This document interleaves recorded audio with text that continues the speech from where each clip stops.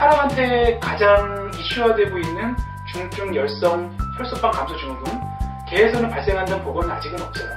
그런데 아주 이례적인 결과가 보고되었었는데요. 일본에서 그랬어요.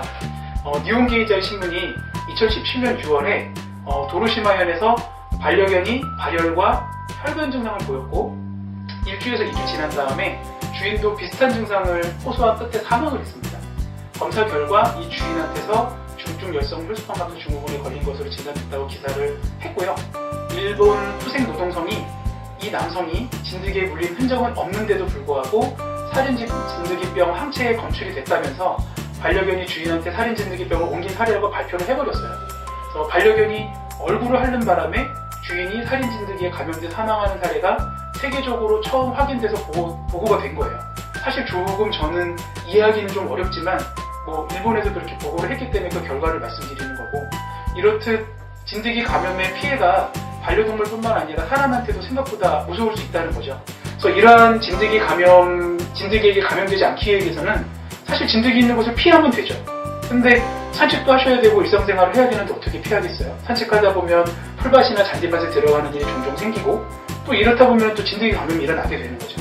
그래서 진드기는 풀잎의 끝으로 이렇게 이제 기어 올라와 있다가 온열 동물이 지나가면 열을 감지해서 달라붙어요. 그렇기 때문에 스쳐 지나가기만 해도 사실 아주 짧은 시간에 달라붙을 수 있어요.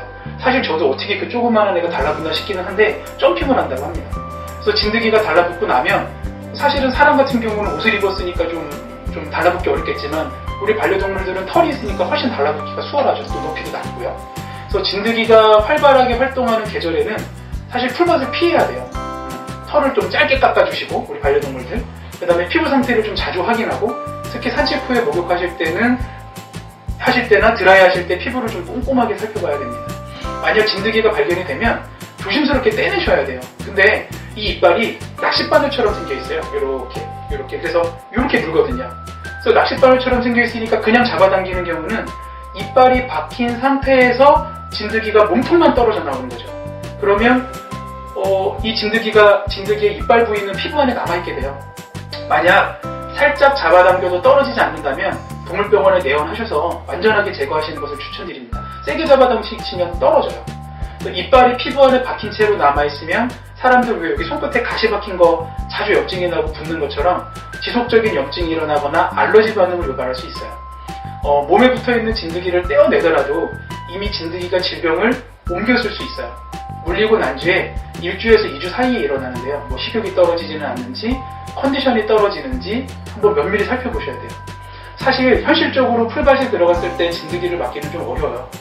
그래서 진드기 예방하거나 치료를 하기 위해서 바르는 약을 종종 사용하죠.